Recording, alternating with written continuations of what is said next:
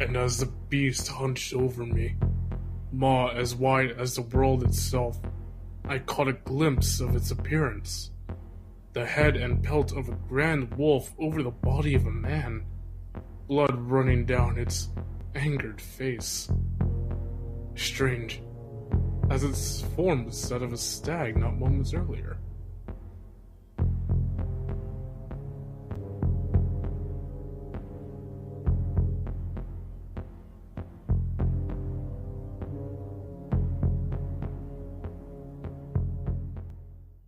Hello and welcome back to Postmodern Mythologies. I am your co-host Sammy the Snatch, and with me today, as always, is Indrid Cool.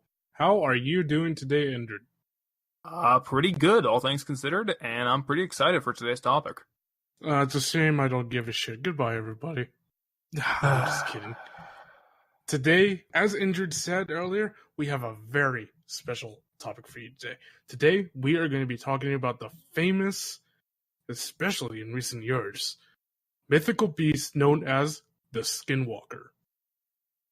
Now, in all fairness, the Skinwalker's uncovered to death by almost everyone at this point, but we want to kind of put our own spin on it. And, I think we can do something a little interesting. Maybe you'll learn something new about the Skinwalker. Maybe not. Let's give it a shot. Perhaps the Skinwalker may have more roots in the world's history than one might initially expect. All right, Indrid, you wanna regale us with a tale? Now, we're just gonna walk you through kind of an example of what a Skinwalker encounter would be. In 1994, Terry and Gwen bought a 480-acre section of land in Utah. They were to open a ranch there and raise their 2 children. Now, the ranch had odd occurrences there that are worthy of their own episode in their own right, with the most famous being a wolf encounter. Standing near their newly built calf enclosure, Terry and his father Ed saw a wolf approach them. This wolf was massive. Both Terry and Ed were big guys themselves, standing over 6 feet tall each, but the wolf easily stood up to their chest. It acted kindly towards them, and Terry's wife Gwen let the couple's kids go play near it. They begged to keep the new wolf as a pet, but Terry was very, very uneasy of it. A heartbeat, the wolf ran to the newly built calf pen, grabbed a calf by the head, and tried to pull it out between the fence. Now Terry and Ed tried to beat the wolf to deter it, but its bite would not cease. Terry called out to his son, "Get my magnum." Terry shot the beast twice at point-blank range once he got his rifle, but neither shot seemed to have any effect on the creature. He shot and hit a third time, which caused it to step back slightly, and a fourth shot, which had no visible effect. For his part, Ed grabbed his shotgun from his truck, and now at a loss of what to do. He shot the beast twice, each blast sending flesh, fur, and blood flying away. He stared back and calmly hopped away.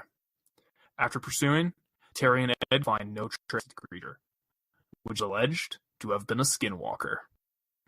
Now, this is an alleged encounter of the Skinwalker from a story of Skinwalker Ranch.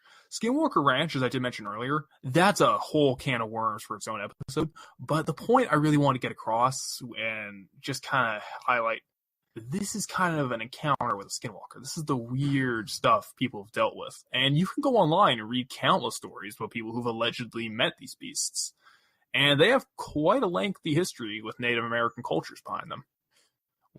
Yeah, such as the Skinwalkers are allegedly to be Navajo medicine men, or witches, or shaman who can disguise themselves, somewhat poorly, as an animal or even another person, using the pelt of said animal or person. Now, I do just want to interject with a person comment now, both of us are Canadian. Neither of us have spoken with Navajos on the topic of Skinwalker, for reasons we'll get to in a second, but I do put some contention to the claim that they can transform into people, mostly because that seems to be a trait of what I consider to be almost a creepypasta monster, the Fleshgate.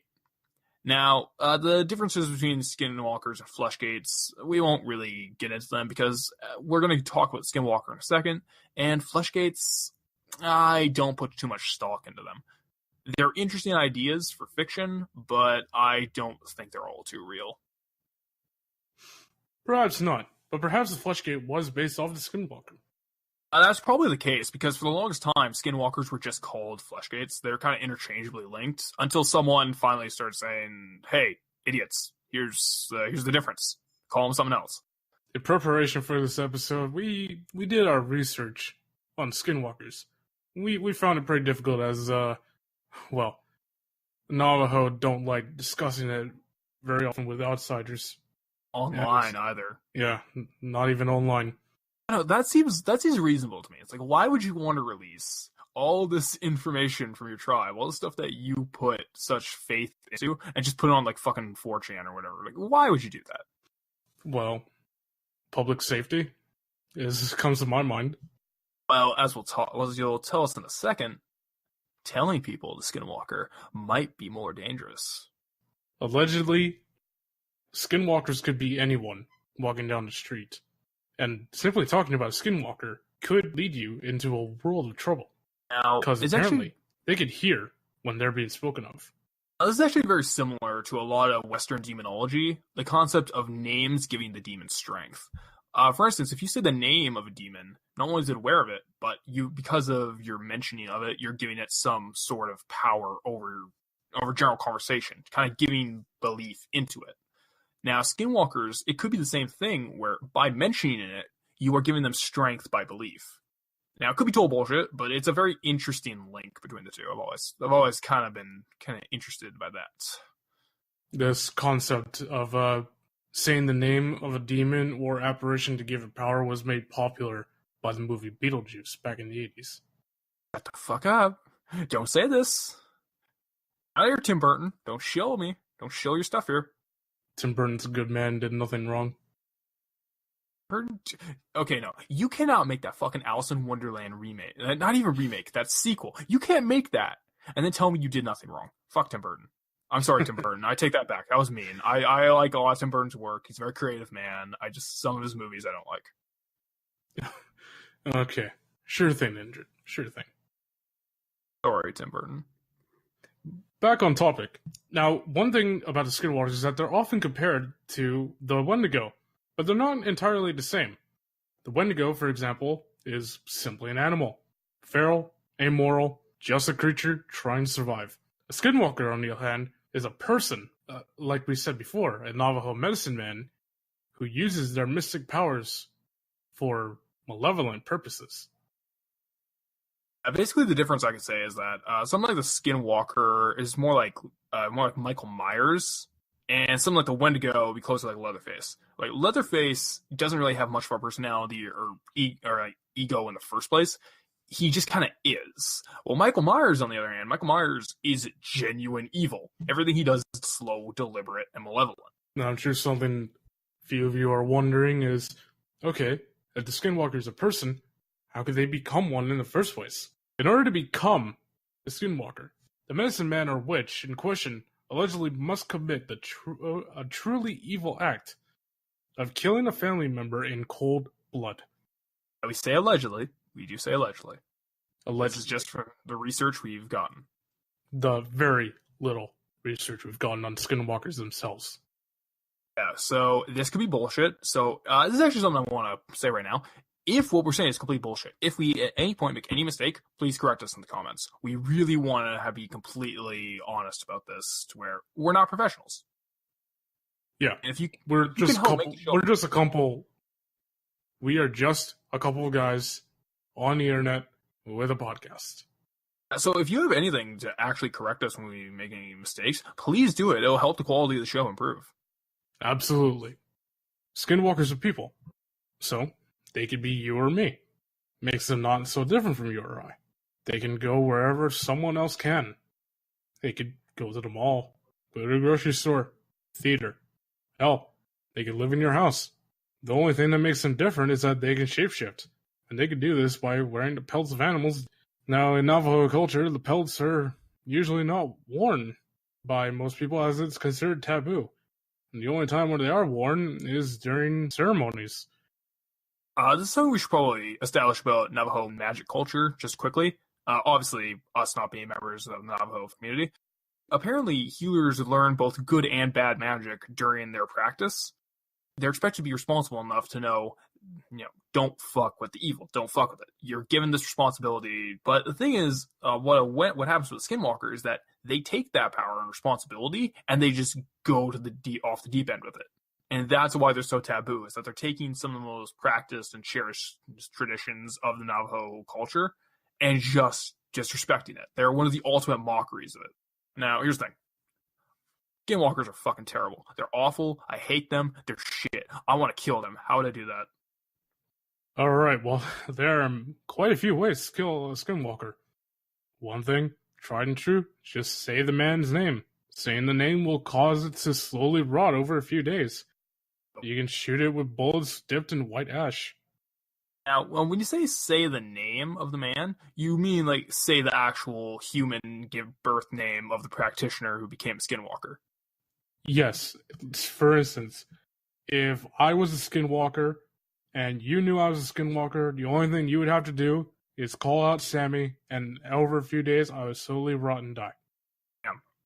Or you can just shoot me with bullets dipped in white ash, or if you saw me while I was in my human form, you can just kill me right there and then.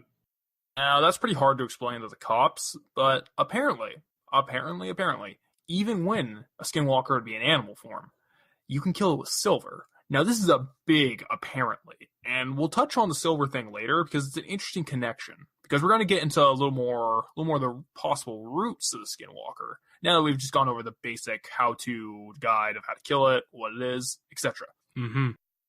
Yeah, silver might kill the Skinwalker. Very interesting. It almost reminds you of a certain Western mythical creature. Almost reminds you. But let's not get into that right away. Yeah, let's... Skinwalker also goes by a few other names. For instance, the Huashivo and Nagual. And they refer to Mesoamerican sorcerers, usually evil. And they have the ability to, guess what, shapeshift into animals. Okay, the now... Nagual specifically have no set moral alignment, but the Huashivo is generally evil, like the Skinwalker. Now, we should probably know here, this is where we get into speculation. There's nothing official that connects the Huashivo and the Nagual to a Skinwalker, but they are so damn similar. Like, the Huashivo is wholesale just an evil sorcerer, like the Skinwalker is considered. And they have the exact same abilities. That's insane to me. Yeah, they're very similar to each other. You want to know what else is similar to a Skinwalker and is separated by a massive ocean in the middle? The werewolf. Oh, it's almost like that silver thing was foreshadowing. Almost, right? You see, werewolves had no widespread belief until the 14th century. Werewolves or lycanthropy were believed to be a curse placed on someone which caused the transformation of becoming a human to a wolf. Now, a more broad term for the phenomenon was therianthropy, describing people turning into animals by means of shapeshifting. Examples range from the previously mentioned Meso pre-colonized North American, as well as Western Europe, Africa, even Central Asia, and what would be known as today's Turkey. Turkish shamans were able to turn into wolves after performing the rituals. But they weren't considered malevolent like their American brothers. In fact, the wolf was believed to be the mother of most Turks, according to the legend of the Grey Wolf. Since the wolf was the ancestor animal of the Turks, they would be very respectful of any shaman who was in such a form. Europe also had another group of people who believed in animal shapeshifting, i.e. the Druids. The Druids could be found in Britain and Gaul. Gaul, of course, being modern-day France, as well as other parts of Europe. Keep France in mind. Keep that in mind. That's going to be interesting in a second. No, it's going to be very interesting, my friend. Druid, which translates to the Celtic phrase knowing or finding the oak tree, were members of a learned class among ancient Celtics. They seem to have frequented oak forests and acted as priests, teachers, and judges. The earliest known records of the Druids came from the 3rd century BCE. Female Druids called Galizinae, and we apologize if we're butchering that pronunciation, were virgin priestesses from an island in the Atlantic Ocean called Illidesane. Abilities of the Galizane include turning into any animal of their choice, similar to the Skinwalker, Hawaii Shivo, and the Turkish shamans, as well as being able to cure diseases even believed to be incurable at the time, i.e. medicine men. This is where I think there's some legitimacy to the belief in skinwalkers. Almost every single continent has a group of cultures which believe in a similar creature to the skinwalker, and they all share so many similar traits. Usually they're medicine men or magic practitioners, shamans, what have you. Most of the time they're considered malevolent creatures. Every once in a while you get ones that are kind of ambivalent or to high regard, like the Turk shamans. Or the druids.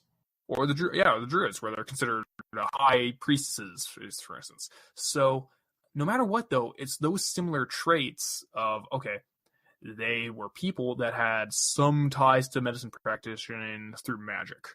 And they're some sort of, sorcerer or whatever. So the fact that they all have similar abilities. They all have similar abilities to transform into animals.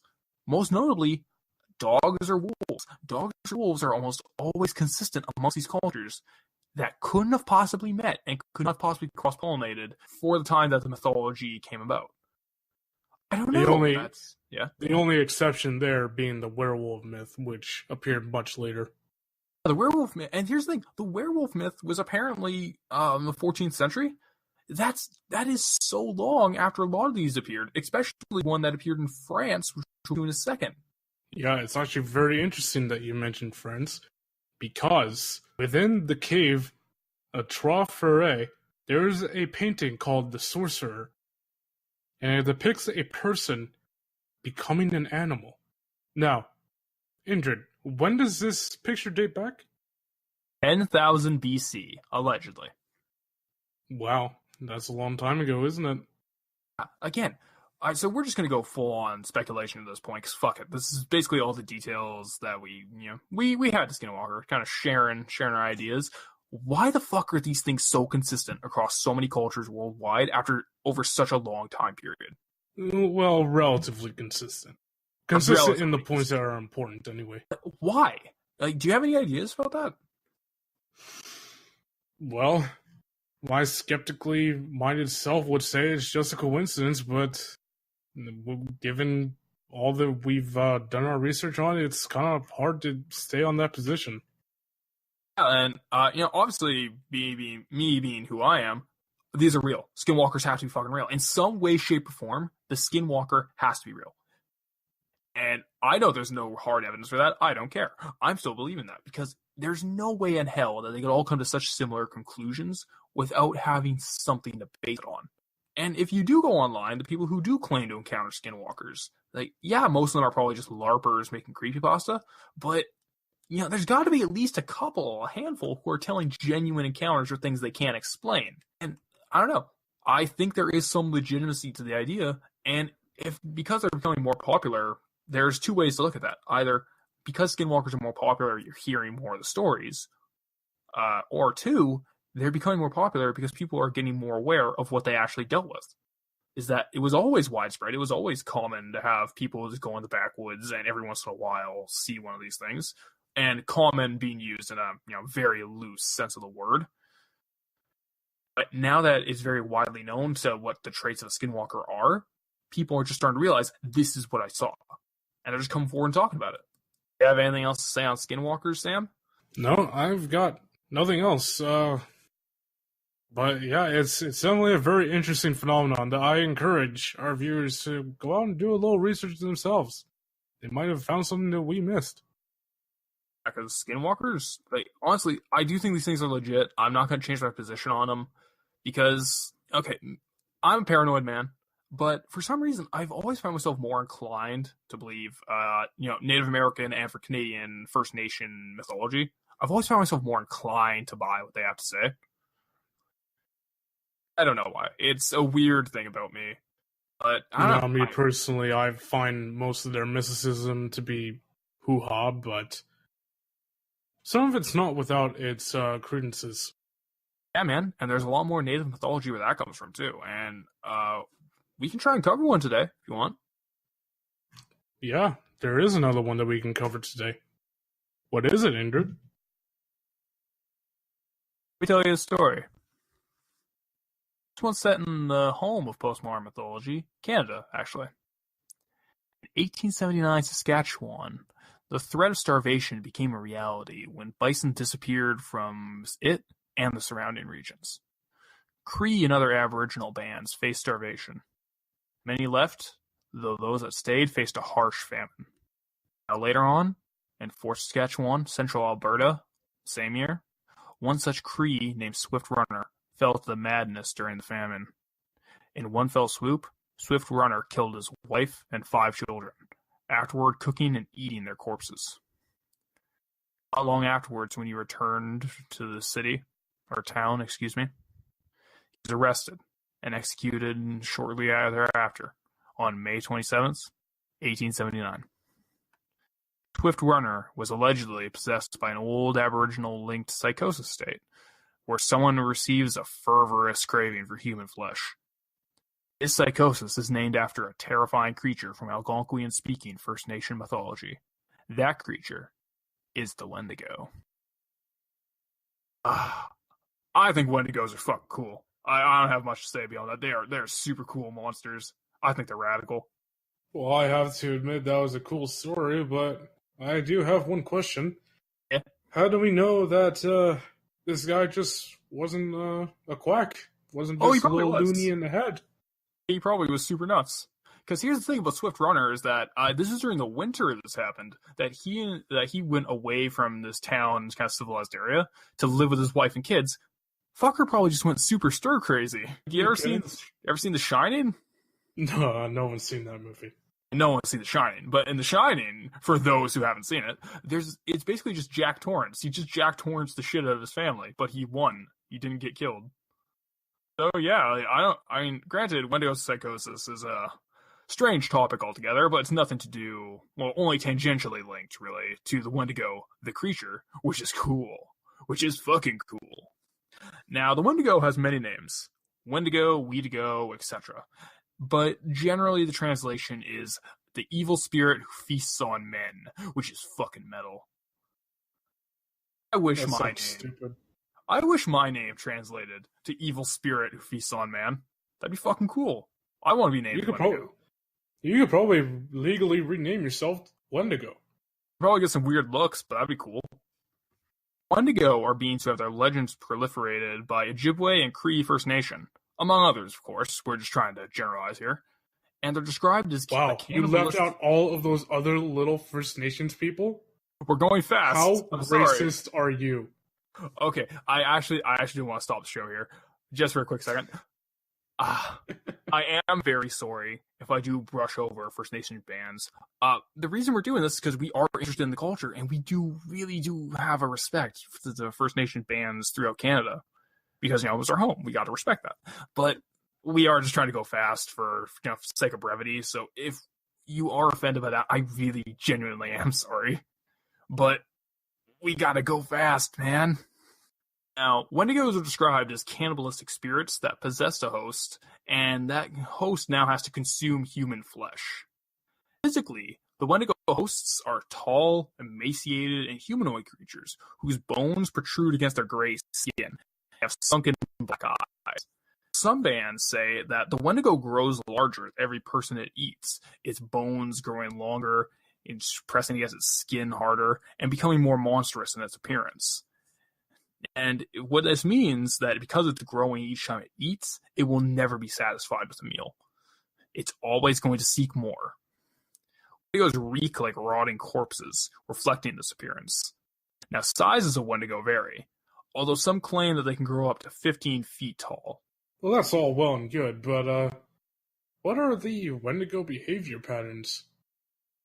Wendigo behavior patterns, just to really summarize, they're kind of like feral animals more than anything else. Their entire being is to just kill you as fast as possible and eat you. And because they're in that starvation state, they act without any real semblance of thought, of sapience. They kill. That's all they do.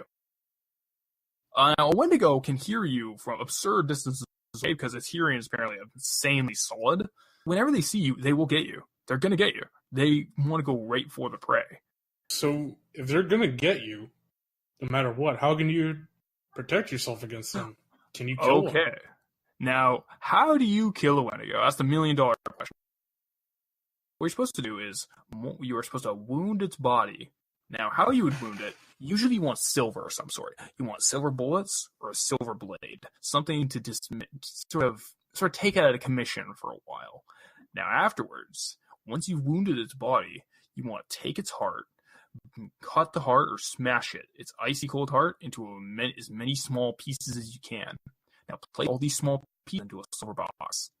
Take the silver box and bury it in usually a Christian cemetery, somewhere of spiritual holy significance. Now, if I may interject here. Yeah.